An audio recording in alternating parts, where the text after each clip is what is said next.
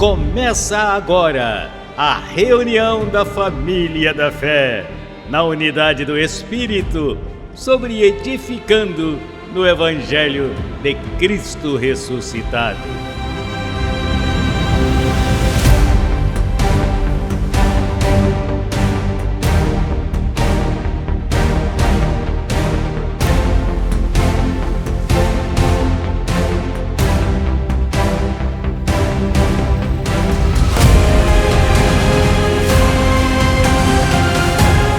Falando o mesmo, crendo no mesmo, em uma só fé, um mesmo pensar.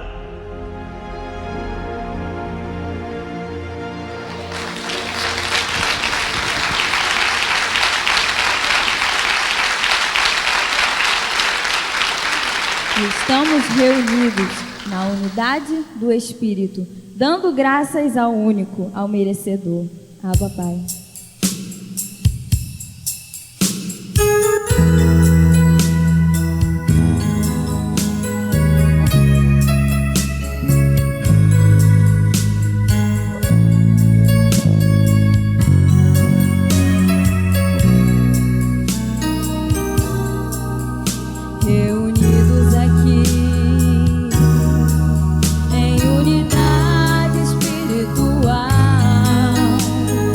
Dando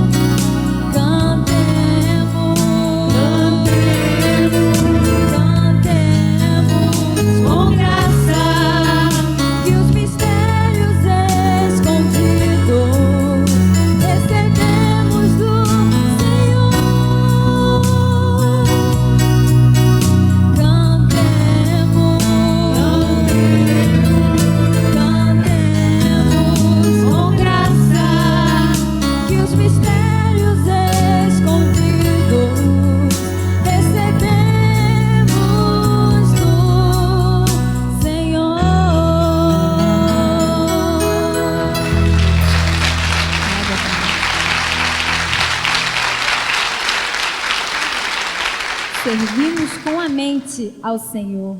Caminhamos em boas obras preparadas de antemão. Abba, Pai.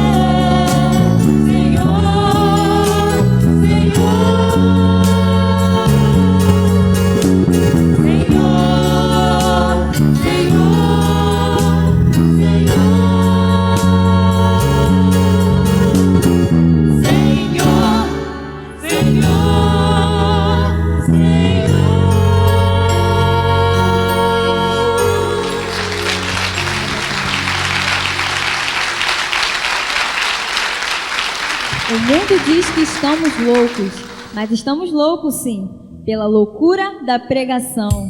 Abba, Pai, vamos louvar.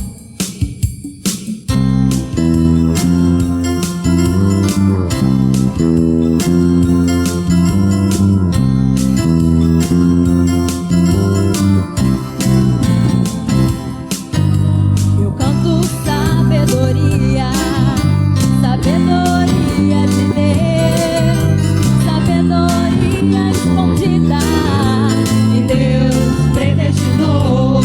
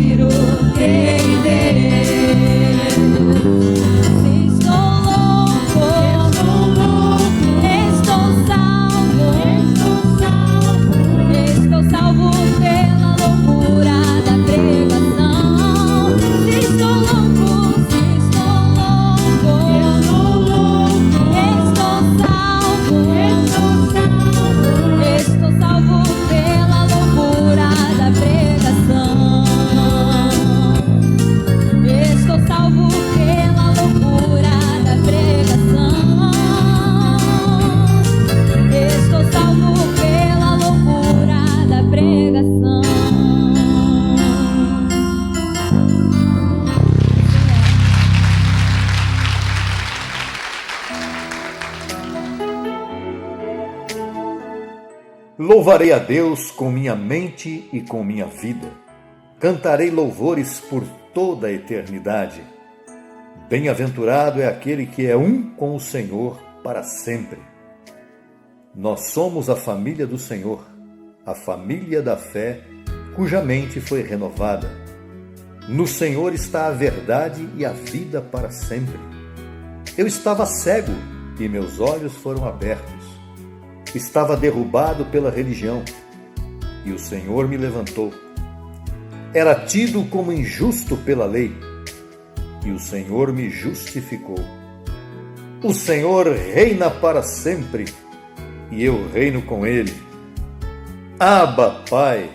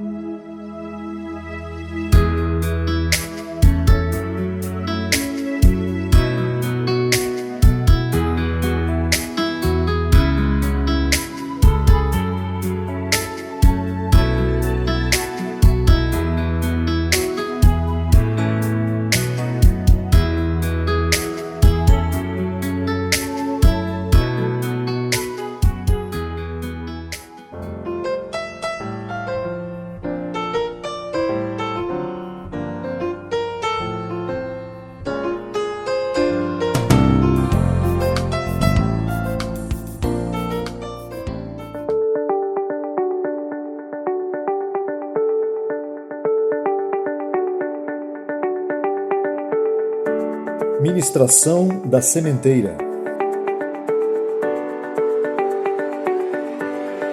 A semente na tribulação.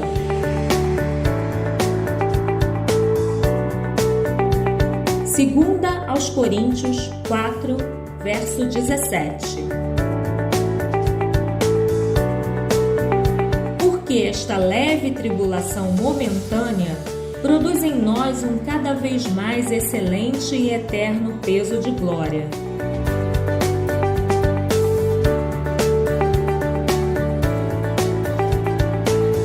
Quando você tem os olhos do entendimento iluminados, passa a compreender que os chamados problemas em sua vida são, na verdade, leves e momentâneas tribulações. Chamamos de oportunidades para nosso crescimento.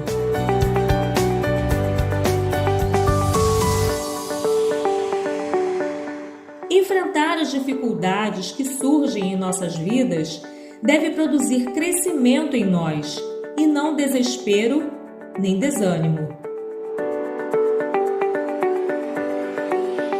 O verso 18 nos ensina como entender isto. Veja: não olhando as coisas que se veem, senão as que não se veem, pois as coisas que se veem são temporais ou passageiras, mas as que não se veem são eternas. É isso mesmo, o que se vê passa logo, mas o que não se vê é a realidade eterna. Exatamente por isso, Paulo não dizia, vi, por isso falei, e sim, cri, por isso falei.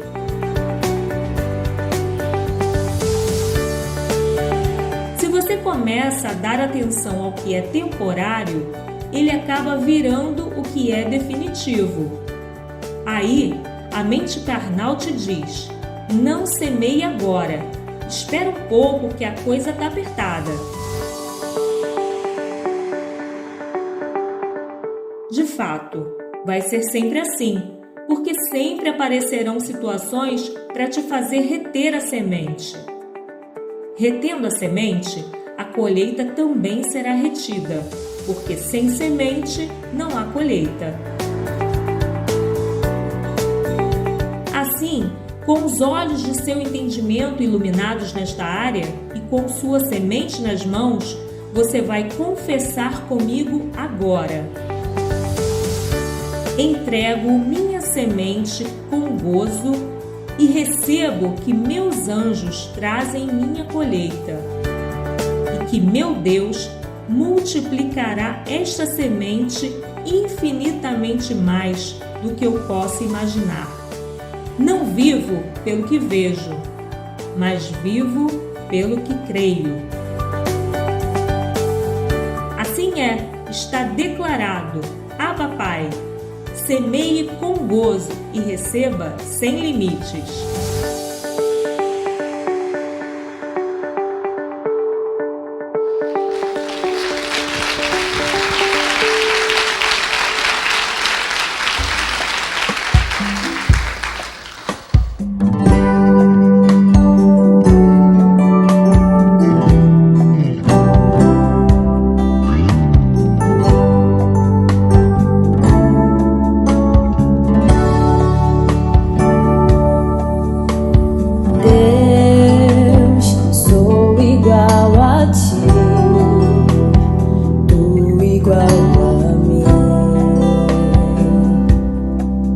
Tua palavra diz assim, oh,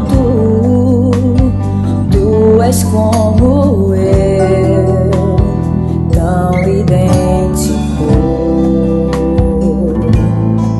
a meu espírito aqui. A tua imagem fui criada, a tua semelhança sou, sem ruga e sem mancha, e de glória em glória vou. Não temos diferenças, tudo que há em ti é exatamente o que há em mim. E por tua misericórdia já não tenho que pedir, pois puseste tua justiça em meu viver.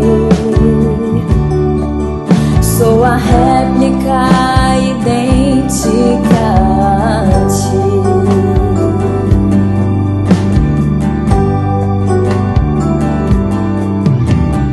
Deus, sou igual a ti, tu igual a mim. Tua palavra diz assim,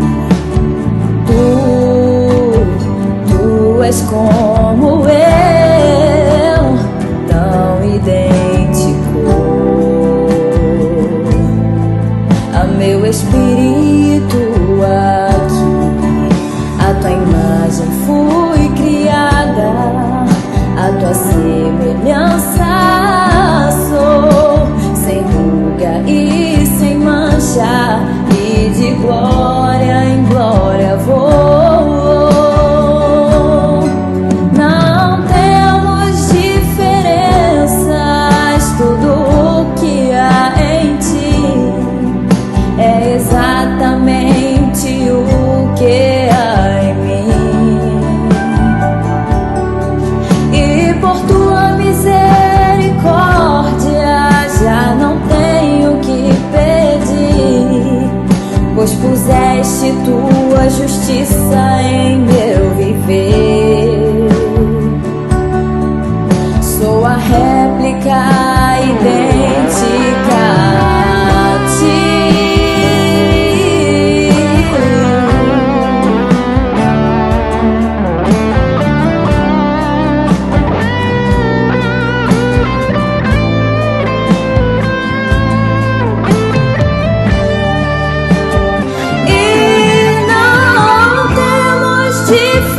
Diferenças, tudo que há em ti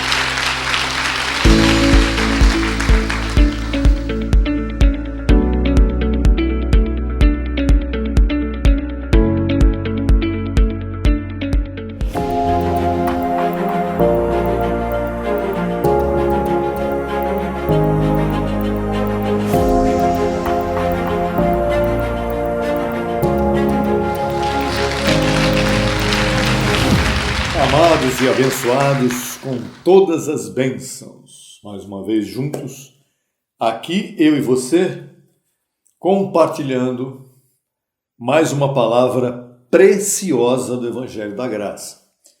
E hoje entramos com o tema Aprendendo com Satanás.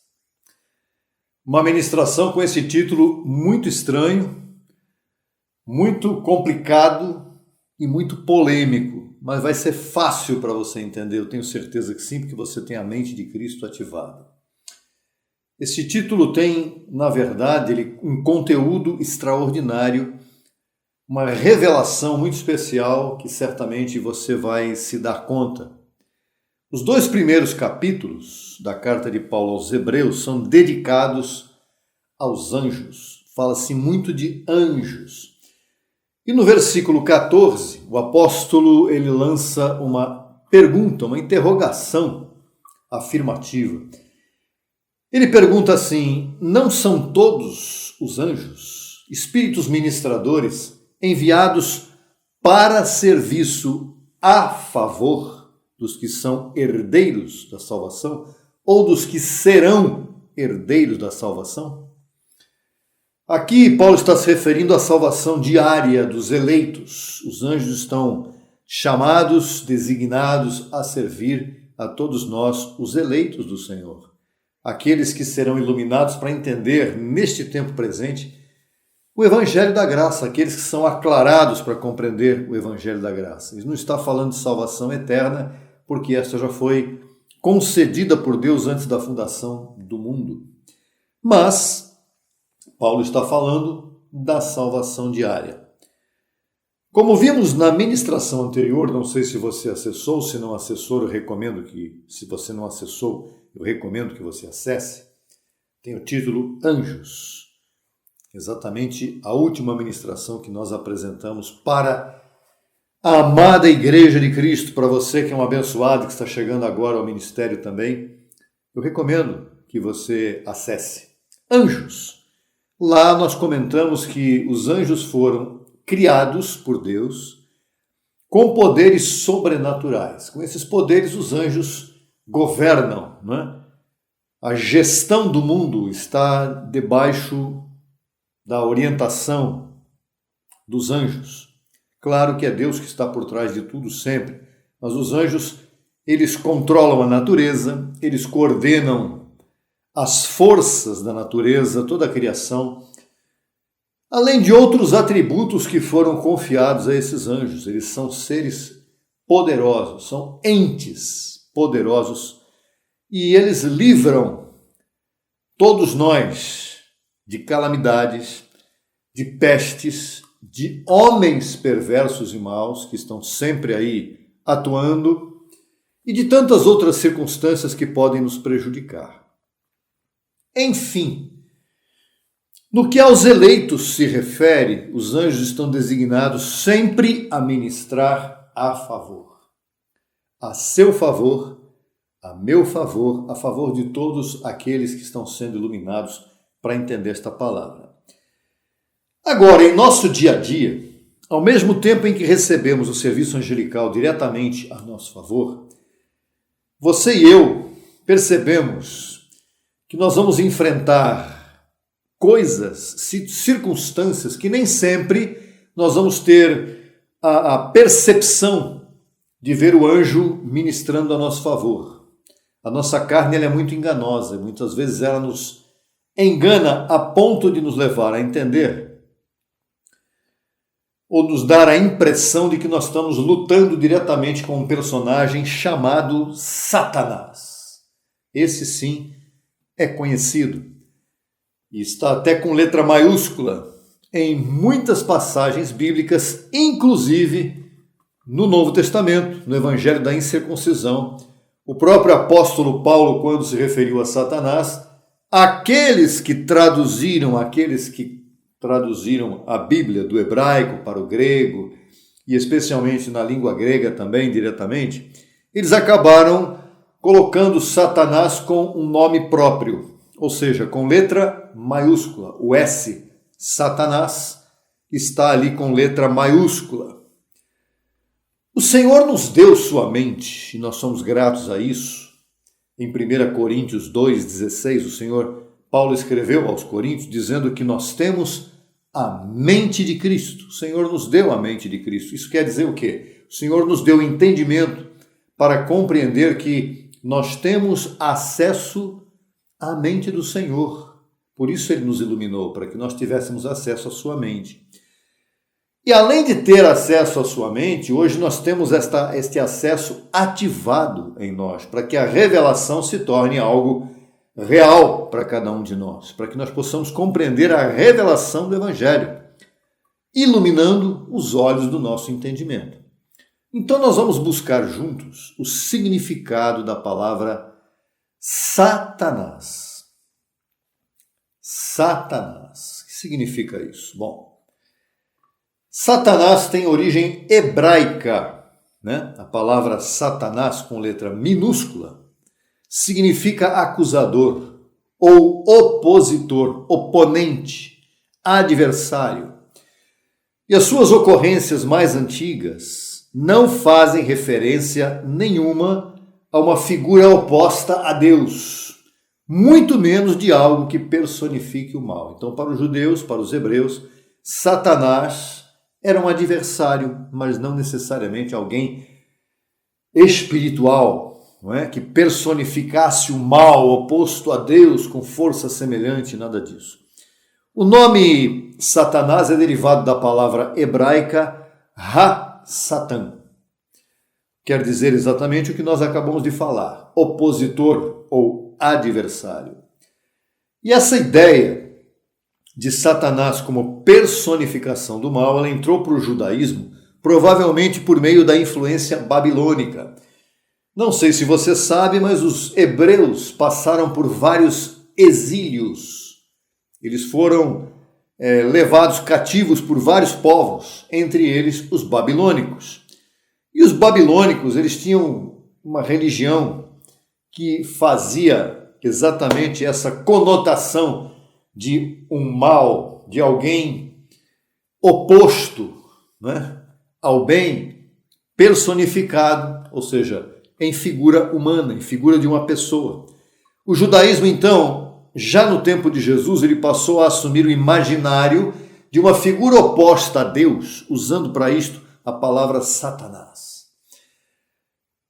Assim como as palavras diabo e demônio, que se referem também a opositores, são legado da influência grega sobre o cristianismo. O cristianismo recebeu muita influência grega. Demônio significa força, impulso, e passou a ser identificada como força negativa. Um diabo, no grego diabolos, é divisor, aquele que causa divisão. Então toda a religião cristã, como também a judaica, recebeu muita influência dessas expressões. Satanás, diabo, demônio.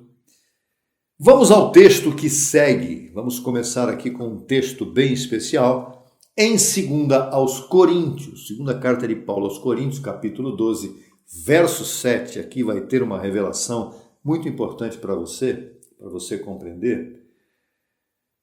Onde Paulo diz assim, ele está narrando aqui a experiência que ele teve de visitar, sua mente visitou o paraíso, ou o terceiro céu.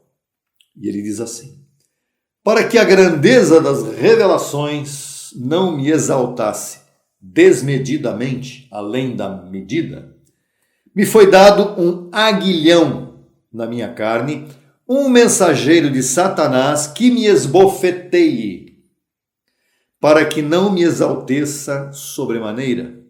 A respeito disto, 3 vezes roguei ao Senhor que o tirasse de mim. Respondeu-me, porém, o Senhor: basta-te a minha graça, porque meu poder se aperfeiçoa na tua debilidade. Portanto, de bom ânimo me gloriarei muito mais em minhas debilidades, para que repouse sobre mim o poder de Cristo. Vamos comentar agora o que está escrito nestes versos, com detalhes, porque aqui tem algo muito importante para você entender. Primeiro comentário. A palavra Satanás aqui não não é uma pessoa, tá? Senão uma forma de oposição. Apesar de estar com letra maiúscula, e quem fez isso fez sem revelação, colocou lá com letra maiúscula, Satanás é uma forma de oposição, algo que seria humilhante para Paulo, algo que envergonharia o apóstolo Paulo. E o próprio Deus enviou um opositor, um Hassatan, um opositor, para que Paulo fosse impedido de se gloriar em si mesmo. Por conta das revelações que ele recebeu, ele acabou se exaltando além do limite. Nós vamos ver isso daqui a pouquinho no verso 11. E por conta disso, o próprio Deus enviou à carne de Paulo um opositor. Quando se fala que estava na carne de Paulo, não é necessariamente no corpo de Paulo, mas era algo que o humilhava de forma impressionante e incomodava muito. Lembre-se que nós falamos ali de um aguilhão, não é? E ele menciona um aguilhão como se fosse um espinho na carne, né? Um espinho, algo que espeta, algo que incomoda sempre, o tempo todo. Não era algo que incomodava de vez em quando, era algo constante. Um aguilhão o que é? Uma ponta nos bois que são colocados. Falar em boi neste tempo presente, uma cidade grande, por exemplo, você não faz nem ideia o que é um boi, você só vê, você só lembra de boi quando você vai no mercado comprar uma carne, né? Mas o boi, nos bois naquele tempo, eram colocados em juntas, né? Juntas de bois, 2 bois que guiavam uma carroça ou algo assim, e se colocava um aguilhão, era uma peça de madeira com 2 pontas de ferro em cada lado, e o boi não podia olhar para o lado, se ele olhasse para o lado ele machucava a cara dele. Então, este aguilhão, Deus comparou este aguilhão na carne de Paulo, ele disse, olha, é difícil para você resistir a isso. Não tente olhar para o lado ou você tentar descobrir o que está acontecendo. Segue em frente que eu estou te mandando, né? Vai em frente. Você tem um aguilhão aí do lado que você não vai poder se livrar dele, tá? Então ele disse, olha, segue em frente. E Paulo se incomodava tanto com aquilo que 3 vezes ele pediu, rogou, implorou a Deus que livrasse ele daquele aguilhão, daquele espinho. Senhor, tira isso de mim, me alivia um pouco. E Deus disse o quê? Basta-te a minha graça, porque meu poder se aperfeiçoa na debilidade. Então, segundo ponto aqui nesse comentário, Deus sabia que a grandeza das revelações que Paulo recebeu, a mente de Cristo, né, levaria Paulo a se exaltar, além do que deveria. E isso aconteceu, né? Terceiro comentário, Deus fez Paulo entender que aquele super incômodo deveria ser suportado com o seu crescimento em graça. E é exatamente isso que eu recomendo para você, porque isso aqui é para mim, o que eu estou falando aqui agora. Em primeiro lugar, esta ministração é para mim. E depois para toda a amada, para você, como um compartilhamento, uma ministração. Então, como é que a gente suporta esse aguilhão? Crescendo em graça. Cada um de nós tem um aguilhão, cada um de nós tem um espinho na carne, ou vários, não importa. O importante é passar e superar esse aguilhão. E para você superar isso, só existe uma forma: crescer em graça. Por quê? Porque, como o texto diz, o poder de Deus é aperfeiçoado exatamente no reconhecimento de que você é débil, de que você não pode, por sua própria condição, por sua própria competência, superar esse aguilhão, somente com a graça. E a graça em crescimento, amadurecimento. Quarto comentário dentro desse mesmo aspecto. Paulo deveria então gloriar-se cada vez mais em suas próprias debilidades. E qual é o ensinamento que nós extraímos daqui? Quanto mais espiritual uma pessoa se considera, mais reconhecimento da sua própria incompetência deve haver. Se eu me reconheço um espiritual, Eu estou chamado a reconhecer que eu preciso ser humilde, que eu preciso ser submisso ao Senhor, que eu preciso estar debaixo da orientação do Senhor. Não é a minha capacidade, não é aquilo que eu recebi de informação. Puxa, eu já estou falando isso aqui para a amada, para a igreja. Olha que coisa linda, que conteúdo extraordinário que eu estou apresentando. Esse conteúdo não é meu. O Senhor me deu, como deu também ao nosso apóstolo inicialmente, como deu também a Paulo, primeiro que todo mundo, não para que nós nos exaltássemos nisso, mas para que nós servíssemos como servos, servidores à amada do Senhor. Nós somos servidores da amada. A amada é você, a igreja de Cristo. Vamos lá. Verso 10, na sequência exatamente do que nós estávamos lendo anteriormente, né? Por isto, por amor de Cristo, disse Paulo, me gozo nas debilidades. Peraí, fala sério, né? Vamos ler de novo. Por isto, por amor de Cristo, me gozo nas debilidades, em afrontas, em necessidades, em perseguições, em angústias. Porque quando sou débil, então sou forte. Procedi como insensato. Veja o que eu falei antes, no verso 11 está aqui agora o reconhecimento de Paulo de que ele foi além da medida. Procedi como insensato. Vós me constrangestes a isto. Falando para os coríntios. Pois eu devia ser louvado por vós. Aqui, Paulo está reconhecendo que ele foi além da medida. Ele buscava exaltação.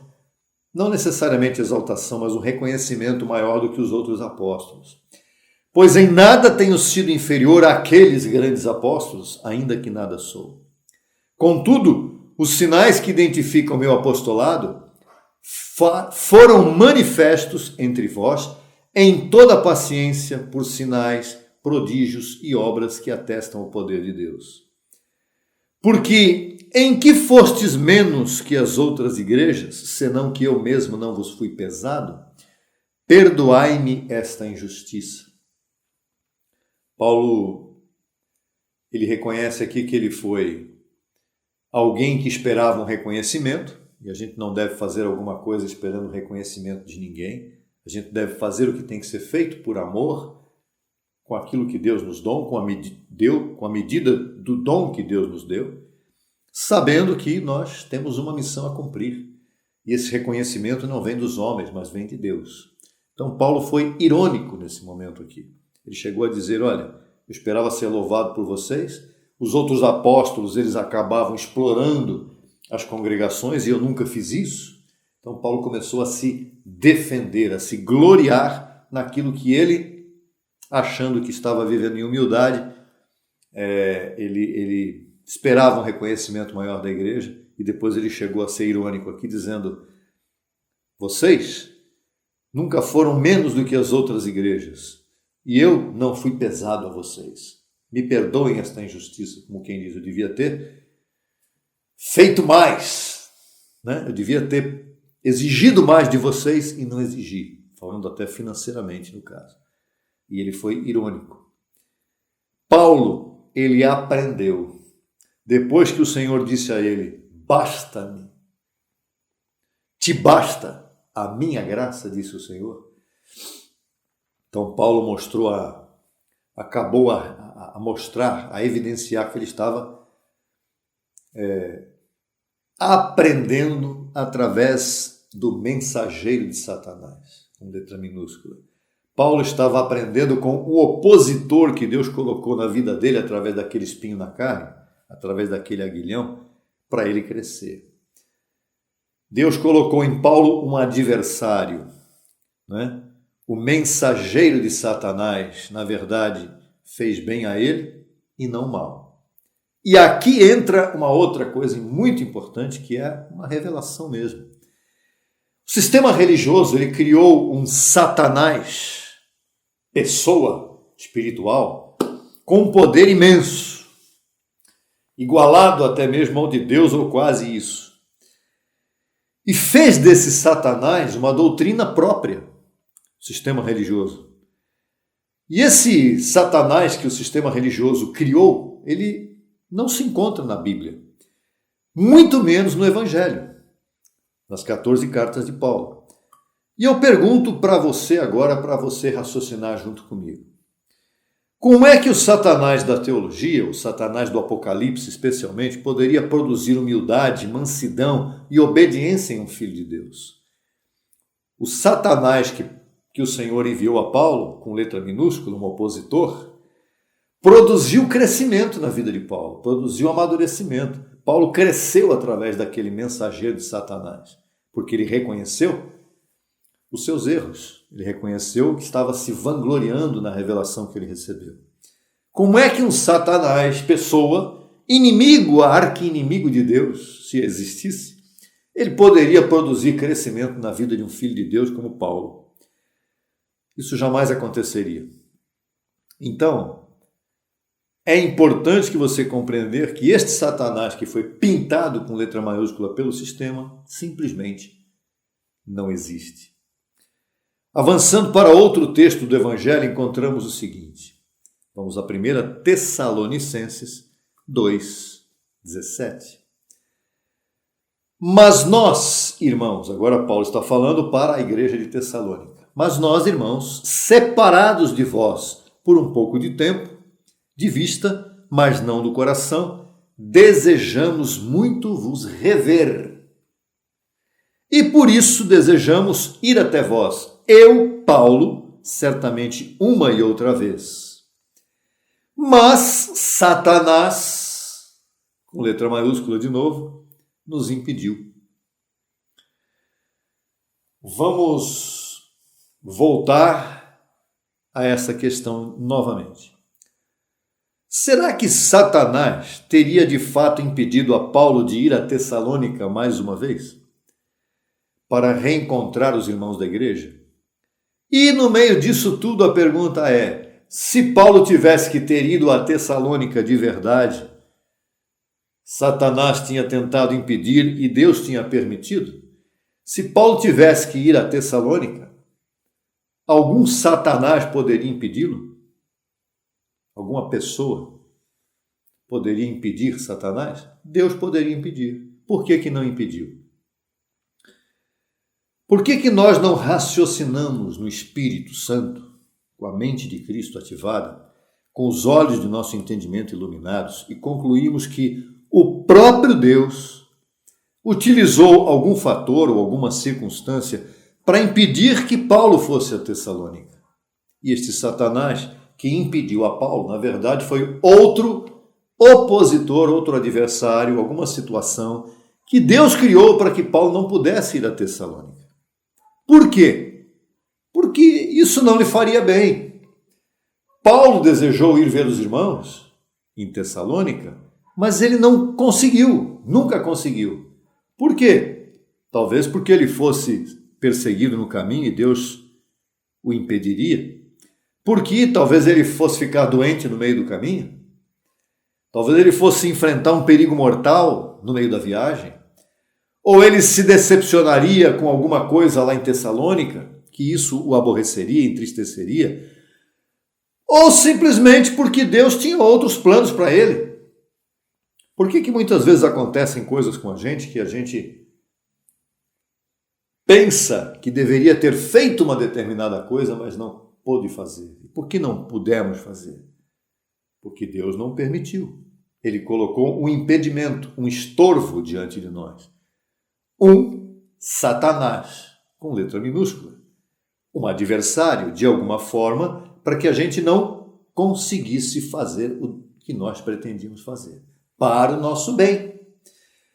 Paulo precisou entender que não deveria encontrar-se com os tessalonicenses, só que ele atribuiu isso a um opositor. E ele disse, Satanás me impediu. Mas não é que Paulo estava se referindo a um Satanás, a um diabo espiritual, a um ser poderoso que o impediu. Não é isso. Esse opositor foi enviado por Deus. E a palavra Satanás que Paulo mencionou, ela deveria ter sido escrita com letra minúscula. E foi escrita com letra maiúscula. E S maiúsculo, acabou se tornando um motivo de discórdia em toda a teologia do sistema religioso. Porque o sistema diz que quem impediu Paulo foi o Satã, o grande poderoso agente do mal, uma pessoa, o Lúcifer caído.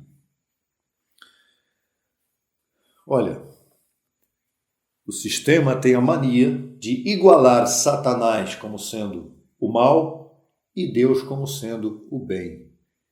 Inclusive dizem que vai haver uma batalha mundial chamada de Armagedon, não é? É isso que o sistema ensina, onde Satanás será derrotado por 1000 anos e depois vai ser solto da prisão. Isso tudo é teologia de Hollywood. Isso tudo não existe realmente na Bíblia. Isso foi um cenário criado pela teologia, porque parece que nessa história toda Deus está sem ação, Deus não age. E não é nada disso. Vamos compreender algo bem importante. O povo hebreu passou por várias etapas de exílios em sua história, eu já mencionei isso anteriormente. Antes destes exílios, eles criam que o Senhor, né, criou tudo na terra, tanto o bem quanto o mal, e é isso que nós queremos. Hoje, na graça, nós voltamos a compreender que Deus é o autor do bem e do mal. O diabo não existia para os hebreus. A influência dos exílios que os hebreus viveram, né, quando os hebreus passaram a conviver anos e anos com povos idólatras e povos que acreditavam em misticismo, em suas religiões místicas, isso desenvolveu na mente dos hebreus, na Babilônia, em todos os lugares onde eles estiveram escravizados, desenvolveu na mente dos hebreus personagens como Satanás, Diabo, e hoje em dia as religiões modernas que se desenvolveram ao longo da história deram poder a estes entes inexistentes no nível de entendimento que hoje se mantém. Então, é bem importante você tirar isso da sua mente. E isso leva você a acabar com todo o seu temor. Não há temor. Não há Satanás, pessoa, não há diabo, pessoa. E isto vai trazer a você um consolo extraordinário, sabendo que existe sim, evidentemente, bloqueios, opositores, oponentes em nossas vidas. Especialmente quando estamos na verdade do Evangelho, há muita oposição, há muita perseguição, mas não é algo sobrenatural. É algo que nós podemos e devemos lutar contra isso crescendo no Evangelho da Graça, crescendo no entendimento. Veja, a religião fez com que o bem passasse a ter origem somente em Deus, né? Deus é o autor do bem, isso é verdade, mas o mal veio por Satanás, pelo diabo. Não, Deus é o autor do bem e do mal. Né? Está lá em Isaías 45, 7. Né? Eu crio o bem, crio as trevas, faço a paz e crio o mal, disse o Senhor. Abençoado com todas as bênçãos. Conclusão aqui. Apresentando estes dois contextos, são apenas exemplos de muitas outras coisas que ainda nós vamos compartilhar, mas apresentando estes dois contextos como exemplo, o personagem Satanás tem sido explorado pelas religiões originárias do cristianismo, até mesmo como meio de vida, como meio de ganho. Né? Líderes religiosos têm explorado este assunto de forma absoluta no meio das congregações, das igrejas por aí, e têm atemorizado as pessoas que o seguem com este falso ensinamento, É imprescindível que você acesse a verdade do Evangelho. Este tema deve ser um marco, né? Uma marca histórica na sua vida. Eu recebo que a partir deste tema a tua mente entre em consolo, a tua mente entre em paz, para que você comece a entender que o nosso Deus nos ama, o Senhor é amor, né? Para você que é um eleito dele. Não fique atemorizado com informações erradas que você ouve por aí. Fique no repouso. Permaneça consolado porque o Senhor te ama e o Senhor jamais colocaria algo para perseguir a igreja, onde a igreja fosse perseguida, onde você fosse perseguido por alguma coisa sobrenatural. Não, não há nada sobrenatural neste mundo a não ser que o próprio Deus vive em você. Isto sim é sobrenatural. Você é um espírito abençoado, predestinado, justificado. Você é um ser que vai viver por toda a eternidade dentro do governo de Deus. Você é um ser extraordinário. Você é um filho de Deus completo, perfeito, e foi Ele que te completou, foi Ele que te aperfeiçoou. Foi o Senhor que viveu e que criou você para hoje viver dentro de você 24 horas por dia. Por isso que o Espírito Santo de Deus está em você. E você que está na religiosidade, com medo de Satanás, preocupado que Satanás está perseguindo a igreja, não. O Senhor está lidando contigo, né? Existem oposições em nossas vidas, existem situações que nós temos que enfrentar e vamos enfrentar e superar todas com o conhecimento da palavra, desta palavra linda que eu acabo de passar para você. Espero que você esteja feliz com isso, que eu também estou. Espero que você cresça nesse entendimento, reine em vida e assim possa desfrutar deste reinado de forma plena.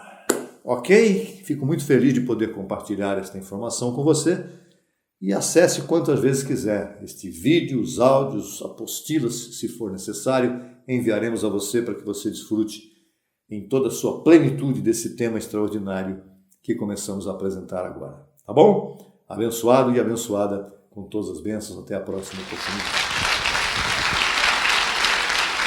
Somos novas criaturas em Cristo Jesus. Por isso não vivemos mais em trevas, vivemos em luz. Abba, Pai.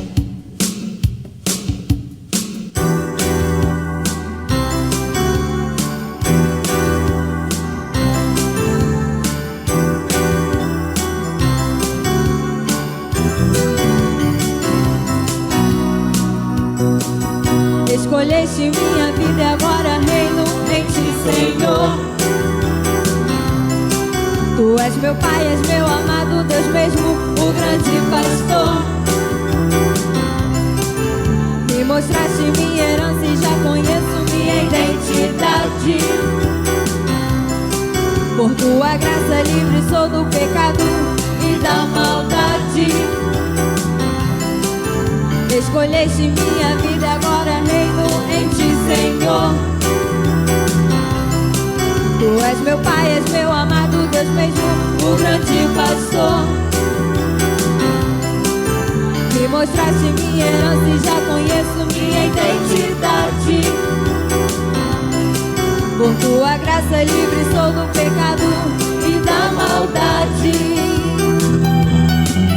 Toda minha ignorância tu apagaste. Sou nova criatura em Cristo Jesus. Não vivo mais em trevas, vivo em sua abundante luz. Por tua graça eu tenho salvação. Por tua graça ancorado estou, Senhor. Por tua graça abençoado sou com toda a bênção. Por tua graça eu vivo em liberdade. Por tua graça minha consciência limpa está. Por tua graça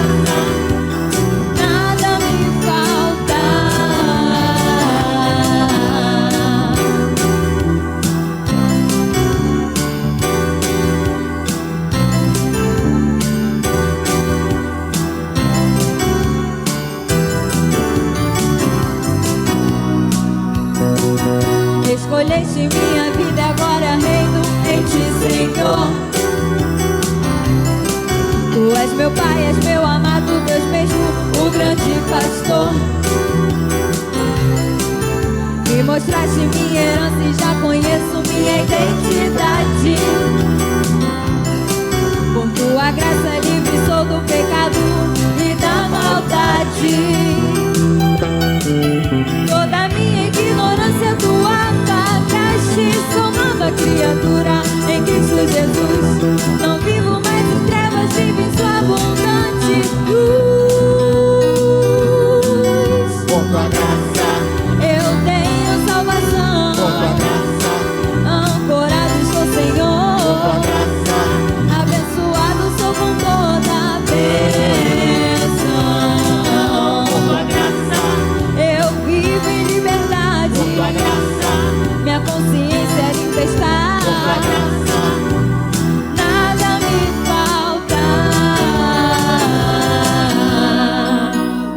tu comigo estás.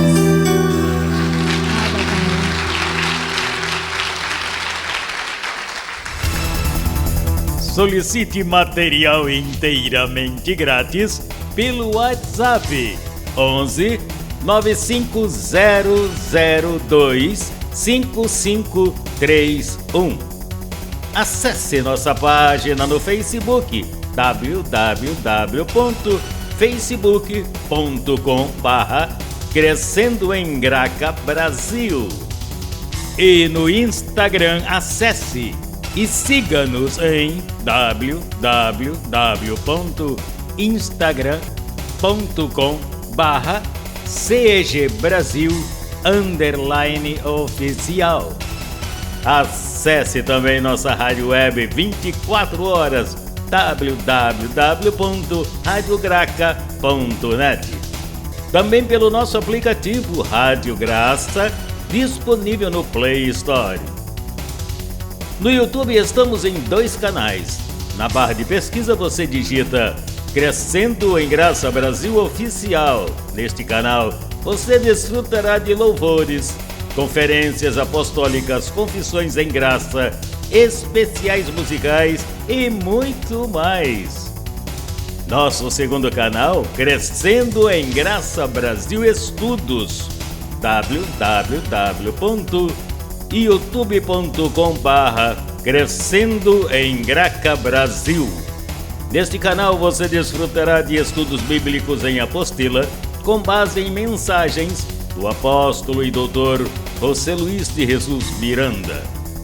Declaramos os olhos de teu entendimento iluminados com o conhecimento da verdade, abençoados com todas as bênçãos.